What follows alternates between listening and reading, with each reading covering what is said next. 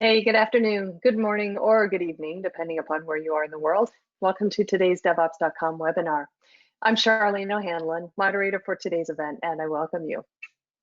As always, we have a great webinar on tap, but before we get started, we do have a few housekeeping items we need to go over. First of all, today's event is being recorded, so if you miss any or all of the event, you will have the opportunity to access it later on. Following today's webinar, we will be sending out an email that contains a link to access the webinar on demand. And we are taking questions from the audience. So if at any time during today's presentation you have a question for either of our speakers, please don't wait, don't hesitate. Just use your GoToWebinar control panel and submit your questions. And we will try to get to as many as we can near the end of today's webinar. Also, at the end of today's webinar, we are doing a drawing for two $50 Amazon gift cards. So please stick around. Hopefully you'll be one of our two lucky winners. All right, with that, we'll go ahead and kick off today's webinar, which is Simplifying Security for OpenShift and Ansible Environments. Our speakers today are Joe Garcia, who is a CISSP and DevOps security engineer at CyberArk. Hi, Joe, how are you? Great, thank you. Good, good, good. And we also have Dave Muir, who is the Global Security Partner Solution Architect at Red Hat. Dave, thanks for joining me. How are you? Doing awesome. Thanks, Charlene. All right, great. Well, Dave, I know you're going to be kicking off the conversation, so I'm going to put myself on mute, take myself off camera, and let you get right to it. We'll see you in the Q&A. All right, thank you. Yeah, so welcome everyone. And just a little bit more introduction about myself. As Charlene mentioned, I'm the Global Partner Solution Architect at Red Hat. I focus on our security ISVs, so folks like CyberArk. And you can see some of my social media here. And actually, Joe created this slide for me, and I appreciate you, Joe, pointing out the fact that I do mostly post pictures of my homemade pizza. I'm an amateur. But the other interesting fact is I like pizza so much and open source that I have created the first ever open source pizza license. So if you go out to my GitHub account, you'll be able to see it. You can see all the conditions and obligations. I'm trying to get it to go viral. But anyway, I'll turn it over now to Joe, who by coincidence is one of my Tampa Bay neighbors. Joe? Thanks, Dave. This is actually news that you have a pizza license out there. I know what I'm doing after we get off of this now. That's totally awesome. Yeah. My name is Joe Garcia. I'm a DevOps security engineer for CyberArk, but just really love automation of all kinds. So you'll probably run into me if you ever deal with CyberArk and anything automated, anything dealing with APIs, whether it's ours or integrating with a third party. I've been doing this for a long time, even as a customer of CyberArk before I came on board. So hopefully we can show you some really easy ways of integrating CyberArk security and utilizing the automation that Red Hat provides through its different products. I can be found on Twitter, LinkedIn, and my favorite, GitHub. I don't have a pizza license, but I do have open source out there, open source projects that work with all sorts of different secrets backends that you can go and explore. So before we start to dive into OpenShift and Ansible and how to secure them, what they are, things like that, we really need to talk about the problem that we're facing today. And the problem is really simple. I mean, at the end of the day, we're all human. Okay, we get stressed out very easily. And I don't know about you, but when I get stressed out, I can't focus on a particular task very well, or as well as I'd like to, because of everything else running through my mind. I'm an anxious guy, we get busy. I get busy a lot. And it's really hard for me to be able to make sure that I'm not missing any sort of configurations, maybe missing that a secret happens to be in my source code that I needed to pull out after I was done locally developing. Things like this can happen when we're too busy, we're stressed, or, we used to get time off, right? And when we had that time off, who would be doing our job for the week we're out? Sometimes we have backups, but, not all the time are they as strong as we are as the primary person in our job's role. And now today, we're dealing with a new normal, as they say, with the pandemic, where I've got a dog outside, so if you hear any barking, I apologize, but there's a lot of other distractions on top of the work that we need to do. We may have young childs that need additional attention and no daycare to take them to. Kids are home from school doing virtual schooling, but can't focus because the teacher's not there keeping them focused. So now the parents and you, the workers, need to start focusing on their education as well. So a lot of things are really causing us problems as humans, which we start to rely on automation for. But our human nature is easy for us to just deal with the human credentials, right? Those local administrator accounts that are out there, the users privileged accounts, their ADM accounts, all of this. And we really start to forget that because of everything I just explained as a problem, we're relying on automation a lot more to start to fill those gaps where we need more time to do life-related things.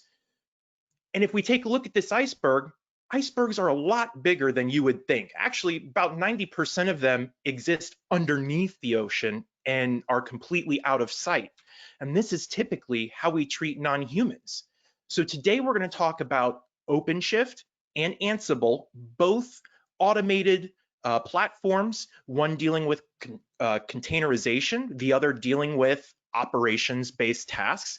And we're going to look at securing those, and we're going to dig underneath the ocean and deal with those non-humans today. Yeah, so I guess that's a cue for me, Joe. And I wanted to add to the, oops, I went a little bit too far. What Joe was saying with a quick antidote here. So I was chatting with one of our Red Hat field solution architects, and this was a couple weeks ago. And I mentioned this webinar with CyberArk, and his eyes lit up because he was basically saying he had some customers who had CyberArk, who had Ansible and OpenShift, and was describing their setups, which I prettied up for this webinar here. And it shows, the key challenges that they had, which was they had different cloud environments. They had some OpenShift deployments in private clouds, on-prem. They had some other flavors of Kube in public clouds.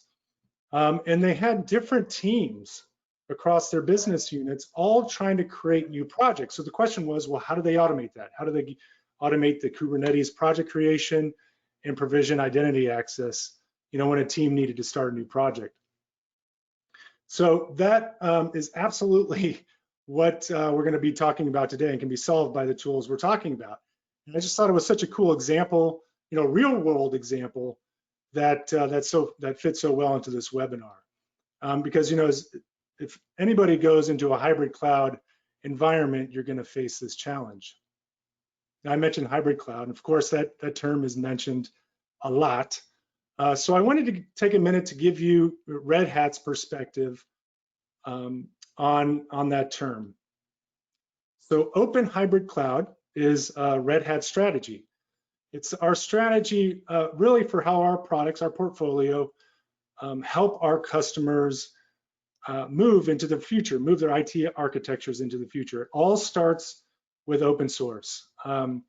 We've been delivering this to our customers for about 10 years now, giving them flexibility and control and choice, most importantly, when building their applications and their IT infrastructure. So if you think about it for today, today as an example, if you build an app and run it in your own data center, this strategy would give you the choice, it gives you the freedom to run that same app in a private or public cloud in the future. And there's a couple of advantages. You don't have to rebuild apps, you don't have to retrain people, maintain different environments, and of course, you don't have to sacrifice security. And so to support Red Hat's open hybrid cloud strategy, we've organized ourselves into 3 pillars that you see here. There's hybrid cloud infrastructure. This is all about standardizing your IT infrastructure, being able to consistently be deployed across all IT footprints. This pillar contains OpenShift, which we'll talk about today. You've got management and automation there at the bottom. This is all about simplifying and automating the ways our customers configure, deploy, and secure software. This is where we see Ansible's automation platform. And then you see cloud native development, which is about providing the right tools to support DevOps and cloud native development. OpenShift is in here as well, but another product example is Code Ready Workspaces. Now, of course, at the core is Linux. So this helps us really to maintain the consistent user experience across our entire portfolio. For example, if you think about containers, and RHEL can either be a container by itself, a base image, or through a universal base image as well. So however you consume RHEL, that'll be the base. The plan for us, to deliver on this strategy I talked about, this open hybrid cloud vision, is really us maintaining this portfolio and how they all work together. And so here's what it looks like. You can see the blue rectangle on the left. That's the management and automation pillar. The green rectangle on the top is all the cloud development pillar, and then the red rectangle at the bottom is hybrid cloud infrastructure. So let's dive into OpenShift a little bit. The key thing to note that I always point out in this slide is that gray bar there. OpenShift is Kubernetes, plus a bunch of all the other services that come out of the box that you see here. Now, I look at this slide, a lot of times I say, well, if I had to implement the community version of Kubernetes in an enterprise, I would need to add all these things anyway. So for example, I'm going to need an operating system. I'll need monitoring. I'll need networking, a container registry. I'll definitely need some developer tooling. And if I have multiple clusters, which all enterprises do, I'll need an interface to manage those clusters. And so this is the value of OpenShift. Now, OpenShift is a secure by design platform because all the added services we just talked about have been designed with security in mind. The results of that are a bunch of security features that you can see there on the left-hand side. We'll talk about some of those on the upcoming slides. And then there's some kernel-based foundational features that you see in the red pillars there with Red Hat Enterprise Linux and CoreOS. And those features, those foundational features, help you to secure containers, at the boundaries, and also help you protect the host from container escapes. Those 4 red pillars on the right there are SE Linux. That's a labeling system which provides mandatory access controls on every process and every operating system object. Then you've got namespaces, which can provide multi-tenancy. There's SecComp, or secure computing mode. This restricts the set of system calls apps can make.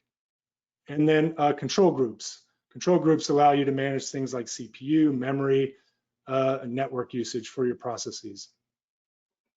And so one of those foundational pillars is projects. Projects are Kubernetes namespaces. That's what we call them in OpenShift. We call them projects, but they're namespaces plus some metadata.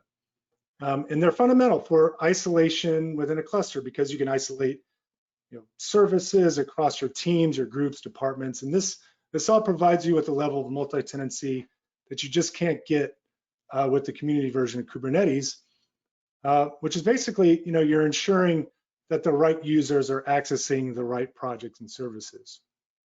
Now cluster and project access starts with identity and access management. So obviously this is authentication. This is yet another one of those added services that OpenShift provides on top of the community version of Kubernetes. It comes with a built-in OAuth server by default. And you can see the 3-step process it uses for authentication using tokens and identity providers. The screenshot on the right shows you some example identity providers you can use in OpenShift, like GitLab, GitHub, LDAP. But once you have these identities, you'll need to control what they can access.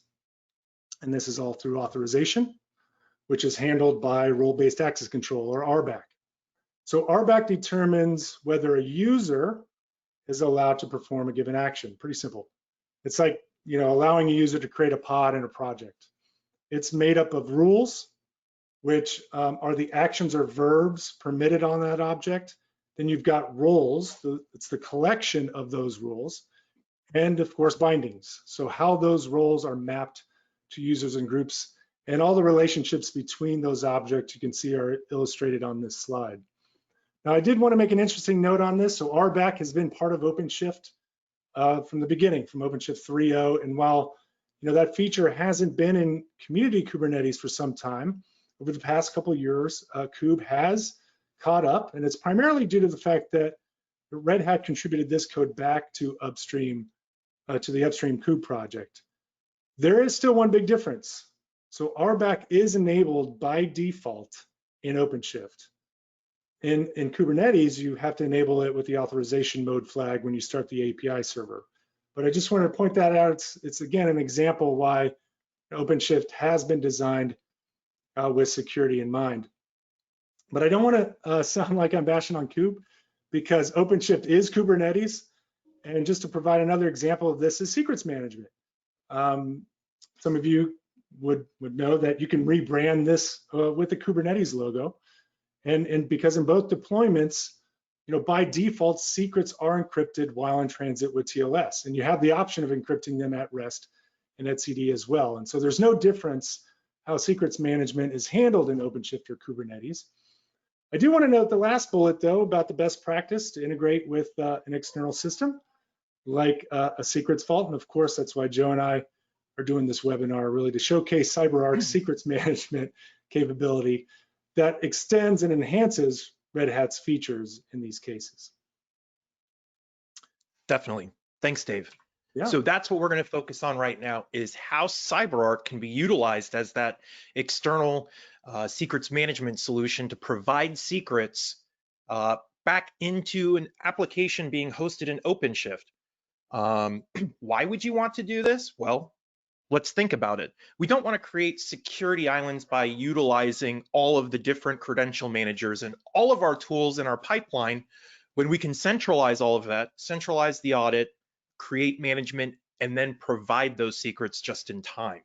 This allows us to make changes to those secrets without breaking any processes in our pipeline, and our automation keeps going. So we created an integration that works with both Kubernetes, but we're going to focus more on Red Hat OpenShift today and how it interacts with that. We had a couple ideas in mind when we started to approach this integration and planning it out. We knew that we wanted to supply secrets in a secure manner to an application running in a pod in OpenShift or Kubernetes. That's easy. That was the main goal, right? But we wanted it to integrate seamlessly into the platforms themselves and use the platform to provide strong authentication without having to utilize any sort of secret zero or a token being passed around in and out of the cluster. We didn't want to use any of that. But we also wanted to be able to provide a segregation of duties throughout between our app devs and operations teams and between different projects as well, as Dave mentioned a couple slides ago, using that, the projects or namespaces in Kubernetes in order to create that segregation of duties. But at the end of the day, what we really wanted to introduce to OpenShift was the ability to centralize all of the audit of secrets being accessed and what they were being accessed by, as well as secret rotation, and being able to introduce that in without breaking any of the applications that are relying on these secrets in order to make back-end connections or service connections. So we have a couple different options for secret delivery with this authenticator. And each option uses the same strong authentication I just talked about, where we're utilizing the attributes of a pod in order to authenticate that it exists and that it is allowed by our security policy to access a secret. The ways that we give these secrets to the application vary. We can utilize our secret list broker, which you can go out to conjure.org and read about today. Our secret list broker basically takes the secrets management piece or handling piece away from the developer altogether. So rather than giving developer credentials that need to be secured in OpenShift, or giving a developer API access to a secrets management source to grab those credentials as they need them, the developer doesn't even have to worry about credentials. They could make an unauthenticated request to a Postgres SQL database, for example, over 5432. And what our secret list broker will do is listen on that port for any sort of communication coming from the application. And when it does have communication going out, it will grab that communication, it will inject the secrets at that point and complete the connection to Postgres.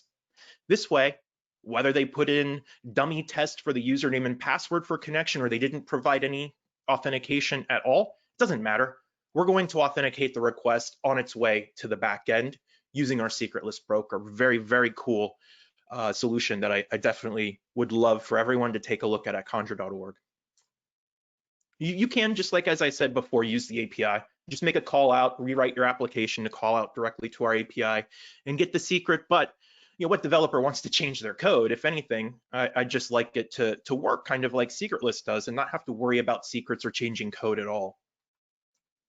So we do also have another solution called Summon, which is able to present the secrets as environment variables that only your application can access. All right. At no point are the secrets written to the local file system in a persistent state. They are held in memory, in a secure memory cache. Now, the problem with this Summon setup is that it is an init only solution. You will need to restart the application in order to fetch new secrets, which is why we still recommend the secret list broker. And then finally, we do have the capability of pushing those secrets back to Kubernetes Secrets. So maybe you're not ready right now for a complete move to a secret management service. That doesn't mean you can't still introduce rotation and centralize the audit.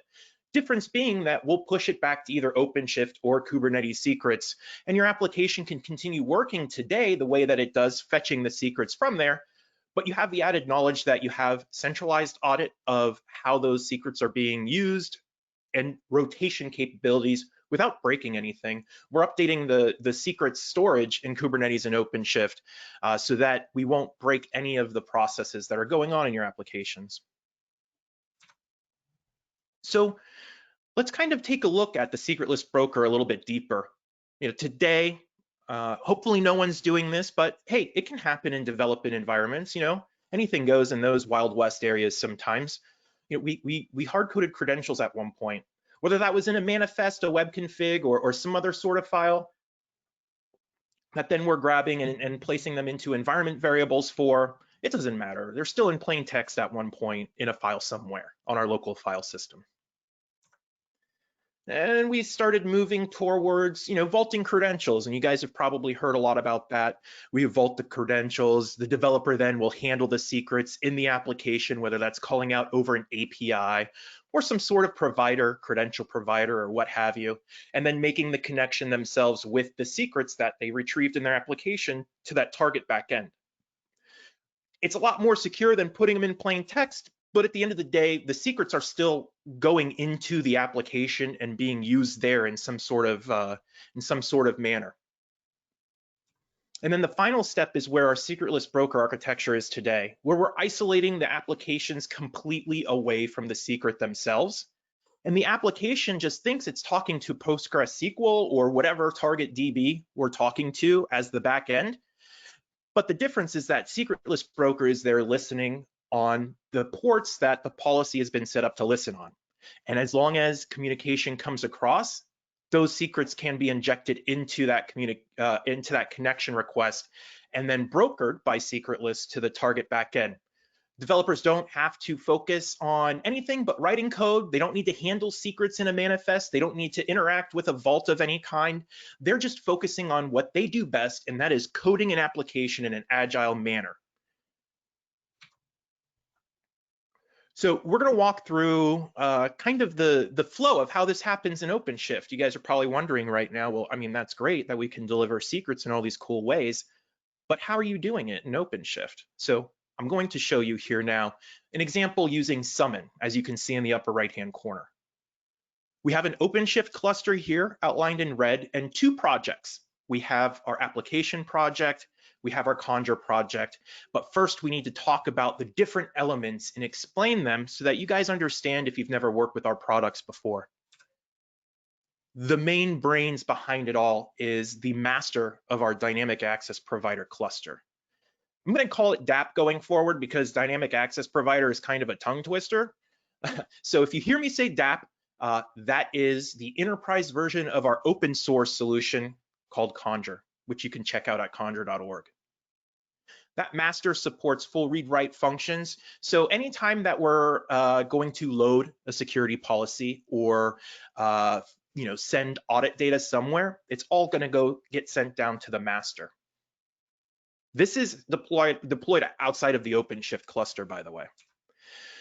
So that's why we have a Conjur project set up within the cluster for our followers. They're our little worker bees. They can only do read-only actions, and then they'll flow the audit data outside of the cluster to the master. So we have that centralized in the master. But at the end of the day, they're going to be the ones who are going to interact with the Kubernetes API that underlies OpenShift and Kubernetes platform itself.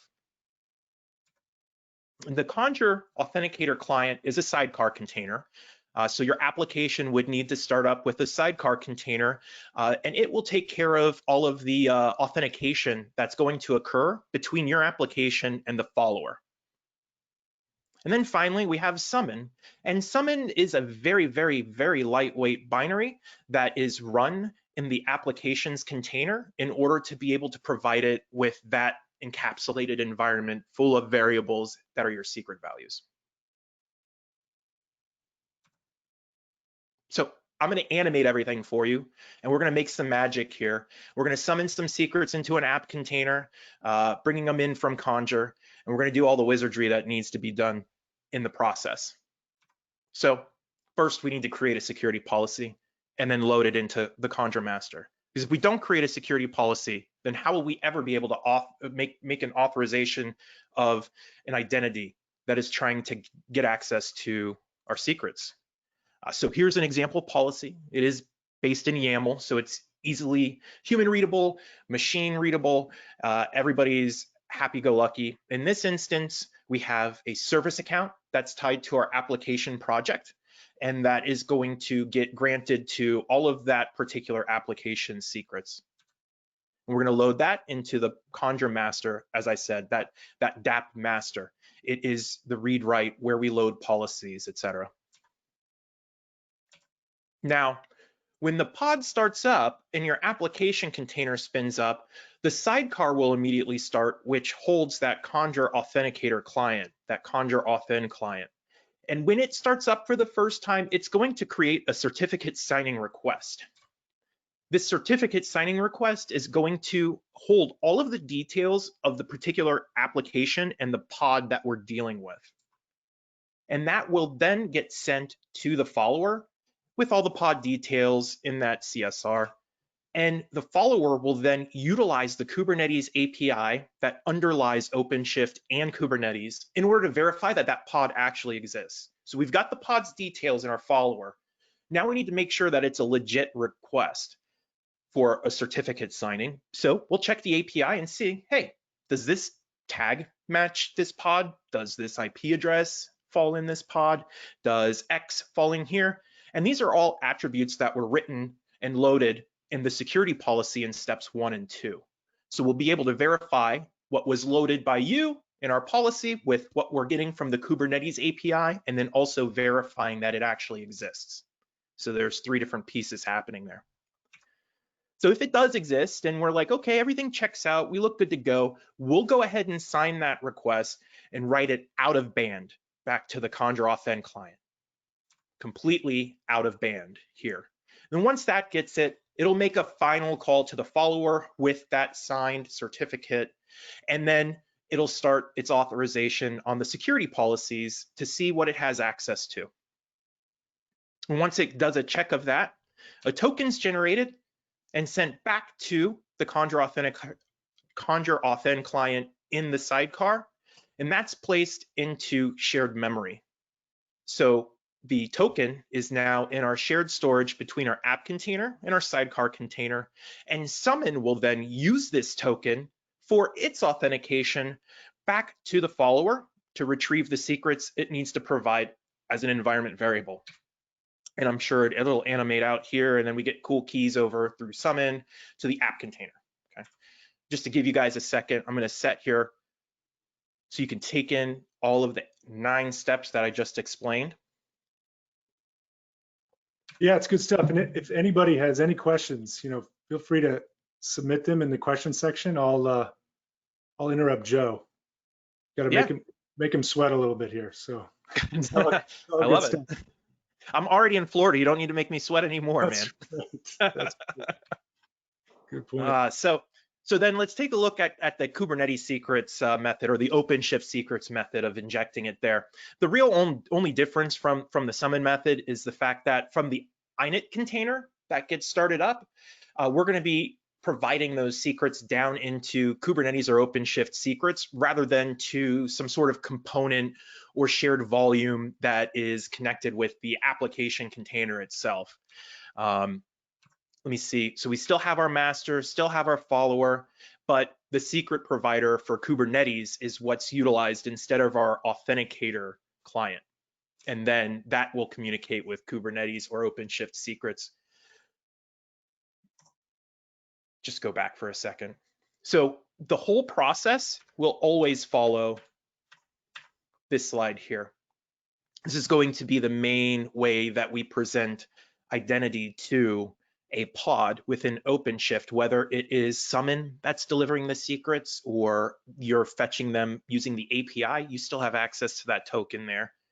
Or if you're utilizing secretless broker, at the end of the day, this is all going to need to take place in some capacity for that identity to be established. So it's attribute-based authentication. Now, auto-scaling. We all are using OpenShift or Kubernetes because we love the auto-scaling benefits that it provides. And so we definitely utilize that to the fullest amount that we can. So let's say you need to create an additional follower because you're starting to scale out. It's Black Friday, you know what's coming. And so we're going to start increasing capacity in preparation for this. But this means you need to create an additional follower from us. So we've automated that process for you, just to walk you through it real quick and show you.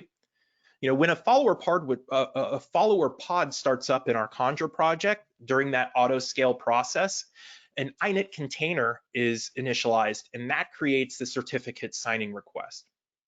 And that CSR goes to the master with the pod details and everything, and that goes through the verification check to make sure it actually exists, that pod exists. And if it exists, it gets signed and written out of band. So the same process we're used to seeing from the previous slide. Now, this is where it gets a little bit different, because what we're going to do is, instead of going to the follower to start to get a token for our identity, our authentication going forward, instead, we're going back out to the master again with that signed certificate and having it send us what's called a seed file. And this seed file contains all of the configuration that a follower would need in order to deploy itself and join itself to our cluster, our DApp cluster or our Conjure cluster. So once that seed file is given to the seed fetcher, it writes the seed file into the shared storage. It will then terminate itself. A new application container will pop up, which is the actual follower this time. And then that seed file is fetched from the shared storage and then unpacked. And when we unpack it, that's us configuring and joining the follower onto the cluster. So all of this is automated for auto scaling and a real great way of being able to keep your secret retrievals up to par with your application as it's also scaling out as well. Bing, bong, boom. Done. So the benefits of this, I think, are pretty plain to see now. Simple, secure, seamless method of retrieving credentials. I mean, it could be as easy as the code not even changing in the application, as we saw. It does utilize SPIFFE compliant resource identifiers, end-to-end encryption with TLS, robust authentication. The follower is running inside OpenShift, so you don't necessarily need to expose that API to any external resources. Our master is never going to need to communicate with the API, so you can keep it all up and running within, and then we can start to utilize the benefits OpenShift provides our followers to deal with auto scaling, high availability, and things like that. security of the segregation of duties obviously exists in OpenShift, as Dave said earlier, but it can be extended even further by utilizing Conjur and the security policy RBAC that's provided through there. So you can start to segregate your duties from not only the namespace level, but the secret level as well. And then at the end of the day, you get a full centralized audit trail for all of your compliance needs to get those auditors off your back. So if you do want to dive deeper into this with us, I know it's a lot of information that we just went through. We have a session coming up, Securing Red Hat OpenShift Containerized Applications at Enterprise Scale. And it's going to be brought to you again by CyberArk and Red Hat. This session will go even deeper into OpenShift specifically, and you'll see how CyberArk interacts with it, what all the different policies and roles that need to be configured and how it's set up. It's going to be a demo-heavy technical session. Many demos, deep dive into the technology, and all questions will be answered. It's going to expand on what I just went over in this webinar, really going over some real world use cases. The guy from our side, Jody Hunt, who will be doing it, is like the professor of DevOps. I love to call him. The guy is so smart and can do amazing things with OpenShift with security. And it'll also introduce practical steps to get started using our Conjur open source solution in order to get you up and running without even having to deal with us or from a sales perspective or anything like that. And I believe you can register today on devops.com, if not right now, then a little bit later on in the day. It will be held on June 24th at 1 p.m. Eastern, same time that we all got together here today, just on June 24th. So hopefully we'll see you there, and a lot of questions will get answered, and you'll get a lot of insight too from both Red Hat and CyberArk. Yeah, thanks, Joe. It's going to be a great session, especially to dive a little bit deeper technically. I know VJ from our side, he has real world experience with the tools and with helping our customers as well. So definitely Awesome. Look out for that that webinar. But with a couple minutes left of the slides, I want to get to the demo real quick. I just wanted to cover Red Hat Ansible automation platform. And so I think we all know the world is automating, and whoever succeeds in automation will win. I got to tell you though, this lady is not winning, right? She's like in 5th place, looks like. She's tailgating this Volvo, and there's a completely wide open left lane. So I don't know, I got to talk to our marketing people. But obviously I digress. One of the better, one of the other, I should say other, not better, quotes that I like is this one, where it says, automation happens when one person meets a problem that they never want to solve again. And of course, this could be something as simple as like turning on and off your lights. So for example, recently I've been playing around with Alexa and created a routine to actually turn on my porch light when somebody comes to the front door, and my Arlo camera has detected some movement. And just because I'm a weird dad, I have Alexa also saying the words ding dong. It sounds kind of robotic, but it's hilarious. My kids are getting a kick out of it. But when you need more IT enterprise type automation, that's when you should look to Ansible, and something that has these 3 words, right? It's simple yet powerful and agentless. I think simple and powerful are pretty self-explanatory, but I wanted to just point out the word agentless because it always warms my heart when yet another Red Hat technology is designed with security in mind, because an agentless automation engine definitely reduces attack surfaces. So I'll take you back when I first built my Ansible playbook, which, by the way, full disclosure, wasn't that long ago. I was at a workshop, and it basically was to configure firewalls. And I was an app dev kind of guy, so I thought, this is nice for IT folks, but obviously, not my cup of tea. But then I saw something like this and realized there's a heck of a lot more you can do just than configuration. So for example, one of the use cases I was really interested in back then was to provision ephemeral CI/CD infrastructures, as well as all the stuff you need in the DevOps pipeline. Because some of you probably know, trying to configure Jenkins plugins for multiple projects is kind of a mess. And so here's a bunch of other tech as well that you can use with Ansible. You can see Jenkins in the DevOps section. If you check out the security column, of course, you'll see CyberArk, and we're going to see some of that here in the demo. This really represents, the community of partners that we're building around Ansible. And so this slide, there's another great quote that I like to steal is, automation in silos is still silos, right? Meaning you've got multiple teams. If they're all doing the same thing, it's not very great. So you need, in order for your organization to work together, you need an automation platform. And that's why Red Hat provides the Ansible automation platform. So you can see here, it includes Ansible Engine and Ansible Tower.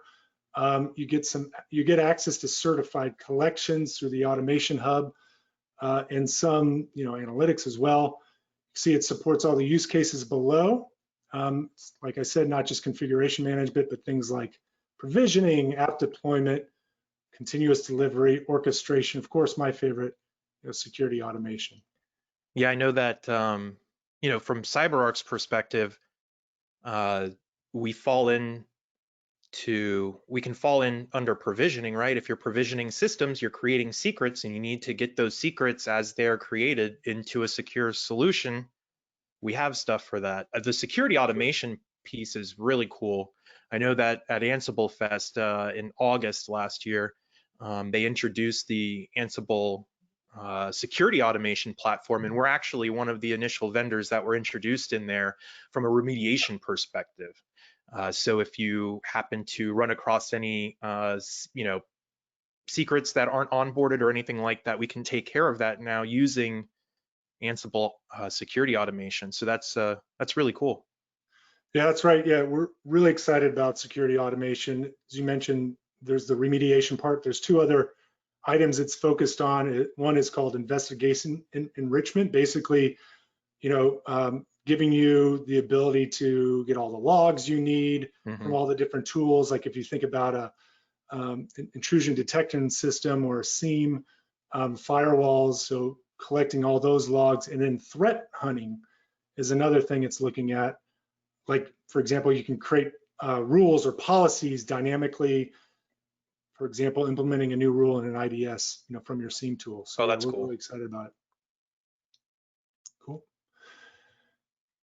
Yeah, so Ansible Tower, that's the key piece, I think, to scale automation within your org. It centralizes all your Ansible automations.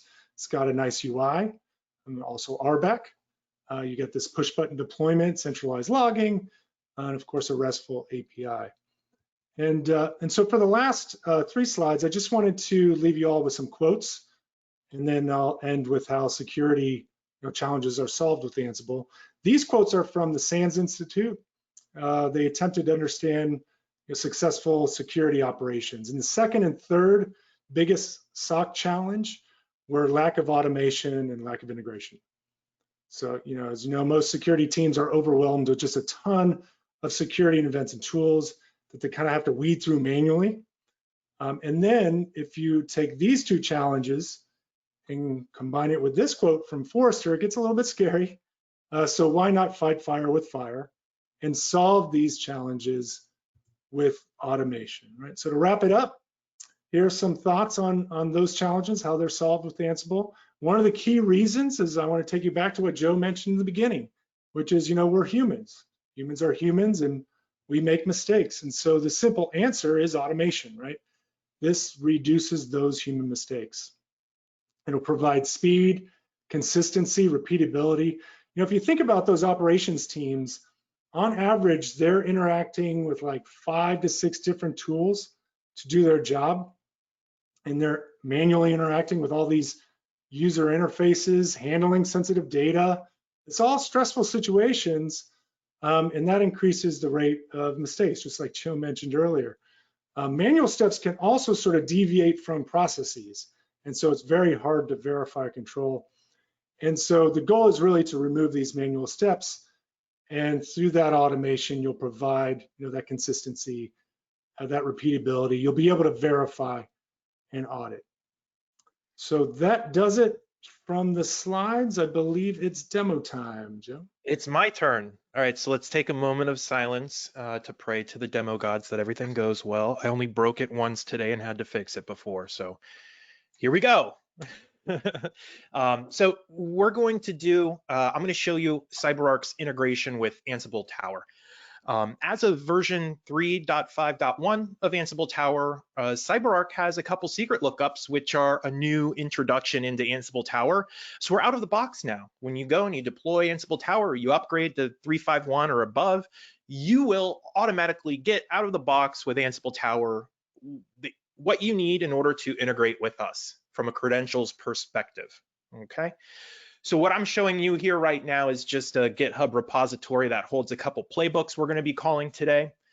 And the reason I wanted to show you this is just to show you a couple to show you, look, man, there's no secrets in here whatsoever. Couple variables, but no secret variables or anything like that. Just so that you don't think that I'm trying to play smoke and mirrors on you or anything like that.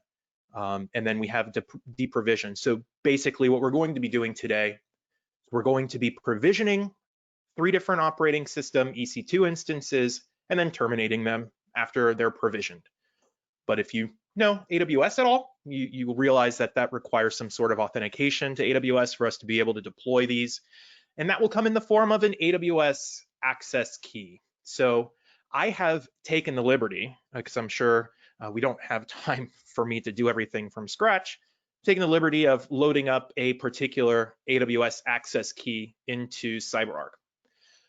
This is our privileged access solution. So you can store different credentials and secrets and keys in safes, kind of like you would in a bank. And then those safes are protected within our hardened vault. Excuse my dog if you can hear that.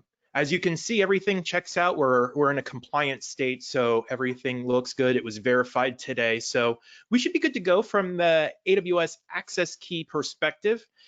We won't even need to use this anymore. We won't need to see it or anything like that. We're going to fetch it programmatically. But how do we do that? Well, the way that we do that is by creating what's called an application identity. We can't really treat an application like a user. That doesn't make sense. We'll never know what's actually using the account from an automated perspective. So we've created the idea of application IDs, app IDs. And these application identities hold some information that are needed for authentication. So Ansible will need to know that our app ID is called Ansible. I know, I'm super creative. But Ansible will also need to know that I've configured client certificate authentication that needs to be utilized. So we will be sending across the client certificate and key. And it's also going to verify that the certificate serial number that I give matches the one that I've loaded in for my application's identity. And on top of that, we've whitelisted a couple IP addresses that use Ansible Tower in my lab. So it'll need to come from one of these IP addresses, referencing Ansible as our app ID, but then also providing the proper client certificate authentication. If all that checks out, we get access to our secrets in the safes that are applied to this application's ID. From there, we just create an access control list and use this as if it's a user. Easy stuff. That is going to be using our application access manager. I've also stored a couple, that same AWS access key is stored in Conjur, CyberArk Conjur, also known as our dynamic access provider. And you can see I have one host there. That's how we deal with our application identity in this instance. In Conjur, it's called a host identity. So that host identity is configured to the Ansible Tower. And you can see that it is working with Ansible. There's a badge for the integration, so I can easily figure out what's going on there. And from a secrets perspective, I've got 2 secrets in here that the host can read. So as long as we're authenticating properly as our Ansible Tower host, we should be good to go. Now, from Ansible Tower's perspective, let me go ahead and log in as the admin, and I'll show you how we can set up what's called secret lookups. This was introduced, as I said earlier, in 3.5.1. I'm running 3.6.2 today. I have upgraded since, it's nice to keep things up to date. But let me show you from a credentials perspective what we've got going on here. probably looks normal to you. A couple machine credentials. I've created a custom one for when I want to use our REST API to onboard an account. But then I have, my Amazon Web Services stuff here. But then there's some new credential types I haven't seen before from CyberArk, the AIM Central Credential Provider Lookup and the Conjure Secret Lookup. That's what we're going to be taking a look at today. If I wanted to create one of these, I would just click the green X up here, create a name for it, and then select the credential type, and you'll see that they are provided here as a credential type. 1 lookup, 2 lookup, and there's lookups for other things too. So if you happen to have Hashi, you could use Hashi, or if you're using Key Vault, you can use that through Azure, things like that. But we're focusing on our products today because, CyberArk, come on guys. So let's go back and we're going to take a look at these pre-configured lookups here, starting with the central credential provider.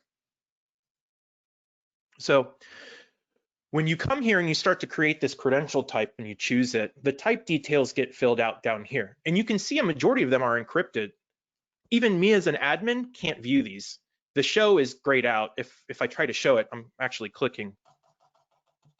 Right now I can't see it. So even the admin doesn't have the property or doesn't have the permissions to see an application ID or to lift a client key and certificate after it's been entered. You have to change it once you click the little revert back replace button here. The only thing that you can see is where my web service lives for the central credential provider. So what Ansible Tower will be doing is creating a REST API GET request to the web service that lives at that AIM URL, and it will provide the application ID, the client key, or I'm sorry, the client certificate, and it will provide additional information that we'll look at when we set up the credential. But think of this as like a connection broker in a way. So all of our secrets, when they need to get retrieved just in time for Ansible Tower, is going to flow through here if I say to go look it up in our CCP, our central credential provider. Now, if we take a look from a Conjure perspective, this works with both our open source Conjure solution at conjure.org and with our dynamic access provider, which is the enterprise edition of that open source solution. And the type details that you get presented with here are the Conjure URL, an API key, which is associated with that host identity that you can see again here as the username, and then the public key certificate, so we know we're talking to the proper Conjure master or follower when we're trying to make this request for secrets. Both of these lookups, this one as well as the other one, does have the capability of testing, and you can provide a secret identifier. So if I'm in the Conjure UI and I go to secrets, this ID is a secret identifier that I can copy if my mouse stays put in one place, like this. And then we can test it out by adding it here. We store different versions of secrets in Conjure or DAP. I'm going to put nothing, so I just get the latest version of it. And you can see that the test passed. It's not going to present in plain text that secret value to me, but it will let me know that the test passed and it was able to fetch it. Otherwise, it would be red and broken if I do something like this. And just, that's something that doesn't exist. You'll see, oh, we failed to find it, 404. So you can easily test that everything is working right out of the box without having to create playbooks to test with. Now, after we get our secret lookups set up and configured, that's it. We're just going to start creating credential types like we used to. So for example, you'll notice I have my Ansible AWS user here for CCP. And if we take a look at this, the only thing that I did differently here is rather than pasting in the secret key in plain text and then having Ansible Tower credentials encrypted at rest for me, I clicked on this little magnifying glass here and I was given the ability to set an input source. And this is where our secret lookups come into play. I chose CCP, but could have also chose Conjure, which I did for obviously the Conjure guy down here we won't take a look at. Once you select that, you can go next, and this is where this is the object query, for example, that we're going to send across that will let us pinpoint the credential we want to retrieve and get it back. I can provide a reason if I need to. Sometimes we require reasons depending on your enterprise's setup, but at the end of the day, we'll look in this particular safe and it will look up this object name and bring back the specific access key secret as the value. So it can change and change and change all at once. It doesn't matter. We're going to be fetching it just in time and bringing it into the playbook. And we can test this to make sure it works. Luckily it does, or else we'd have a big problem and then all of my prayers have gone unanswered. So we're good to go there. Let's go ahead and kick off a workflow here. Under templates, I have a couple templates set up, a couple deprovisioning tasks singled out, a couple provisioning tasks singled out. But in the essence of time, since we have 5 minutes till the top of the hour, I'm going to go ahead and click the rocket launch button and provision and then immediately deprovision using something Ansible Tower has called a workflow. So I went ahead and launched them. And while we're waiting for this to happen, you might be asking yourself, well, I mean, this is great if I want to bring in all of the secrets into Ansible Tower itself, but then how would I segregate the duties there? Well, simply in the credentials section that we were just in, there's a permissions tab, and you can create the RBAC using teams and organizations here within Ansible Tower, and then extend that down to the actual credential. So we see here, we just started up an Ubuntu EC2 instance. So I should be able to refresh here and see that it started up. Yeah, look, Ubuntu, CentOS, we're all pending. We're waiting on RHEL 8 to come up, and then they're just gonna start automatically coming down. So that tells me that we were able to successfully grab the secret from the central credential provider, which is linked here. If we were to view the credential, it would take us to the credential type. And now as they start to deprovision, we should start to see them also terminate as they'll start shutting down. As long as these turn green, we're good to go. But at the end of the day, this is how easy it is to start integrating CyberArk with Ansible Tower to be able to provide secrets just in time to your different playbooks. The playbooks are just referencing, the machine credentials, environment variable, or what have you in a normal fashion. The playbooks don't change at all. It's all brought in through the credential store here. And with that, we have time for Q&A. Maybe no, 3 minutes, 2 minutes, no minutes. Not really. No. I can make it maybe fit in one quick question. So just so folks can choose the best one. It's on okay, you. So here we go. Can OpenShift and Ansible be installed and operate in other different OSs instead of using Red Hat OS, or does OpenShift and Ansible require to be installed on Red Hat OS only? Yeah, I'm going to put my Red Hat on and say, why would you not want to install it on RHEL? Right. But I'll put my open source hat on and say, OpenShift, Ansible, they're all open source projects that we contribute downstream. So for example, OpenShift has OKD, which it's OpenShift version. I'm sure you can Google OKD and install an Ubuntu or whatever, Linux flavor you want. So I think it is technically possible. You obviously won't get the benefits of having a Red Hat subscription like support and security fixes. Yeah, and from an Ansible perspective, Ansible uses Python, which is OS independent. So if you can install Python, you can pip install Ansible, and it's as easy as that to get started with the open source Ansible solution. If you're interested in Ansible Tower, however, you will need to go to the Red Hat website. I don't believe you need to use a RHEL instance, but I think that CentOS is kind of the open source alternative to RHEL. Is that right, Dave? Yeah. Sure, I'm not allowed to say that out loud, but yeah, CentOS. Well, I said it out loud, not you. I'm allowed to, right? Oh yeah, you're right. You can hum it out loud. Yeah. So, all right, great. Well, unfortunately, we only have 2 minutes to the top of the hour, so we are going to have to cut the Q&A very short. I do want to thank everybody who did submit questions, and if we didn't get to it, please know that these fine folks will be getting a copy of all of the questions that come through. So I'm sure somebody from their organization will be more than happy to follow up with you. Real quick, before we close things out, I got a message that instead of 2 $50 Amazon gift cards, we're actually doing 6 $25 Amazon gift cards. So without further ado, let's go ahead and do those drawings real quick. Our winners today are Brian O. Congratulations, Brian. Next winner is Candace P. Congratulations, Candace. Next winner, Daniel S. Congratulations, Daniel.